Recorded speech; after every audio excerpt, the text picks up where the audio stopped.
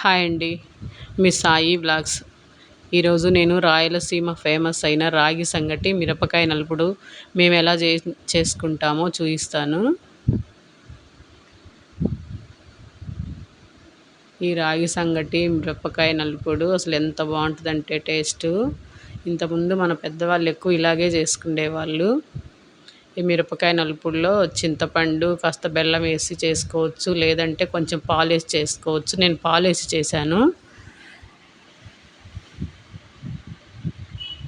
మామూలుగా ఇలా ఉంటుంది మిరపకాయ నలుపుడు. మనం కారం ఎక్కువ తినలేమనుకుంటే ఇలా పాలు వేసుకోవచ్చు. ఇలా పాలు వేసి కలుపుకుంటే టేస్ట్ మాత్రం సూపర్ ఉంటుంది ఎలా చేసుకున్నా.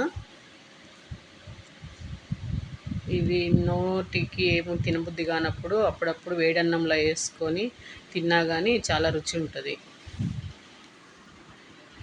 ఈ మిరపకాయ నలుపు చేసుకోవడం కోసము మనం తినే కారాన్ని బట్టి 7-8 ఎండుమిర్చి, నేను ఒక 8 ఎండుమిర్చి తీసుకున్నాను. ఇది ముగ్గురికి వస్తుంది. ఇలా వేపుకోవాలి. కాస్త చింతపండు నానబెట్టి పెట్టుకోవాలి. ఒక ఉల్లిపాయ కట్ చేసుకోవాలి. 5 వెల్లుల్లి రెమ్మలు తీసుకున్నాను.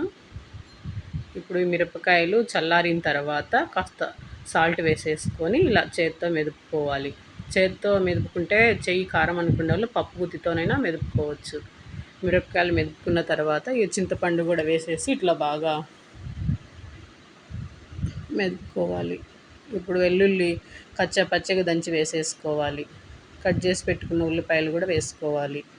ఇవన్నీ బాగా ఇలా చేత్తోనే బాగా కలుపుకోవాలి.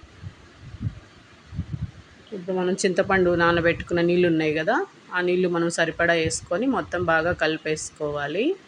మనం ఇలాగే తినాలి, పాలు వద్దనుకుంటే ఇందులోనే కాస్త బెల్లం వేసేసుకొని తినొచ్చు. సాల్ట్ చూసి వేసుకోవాలి.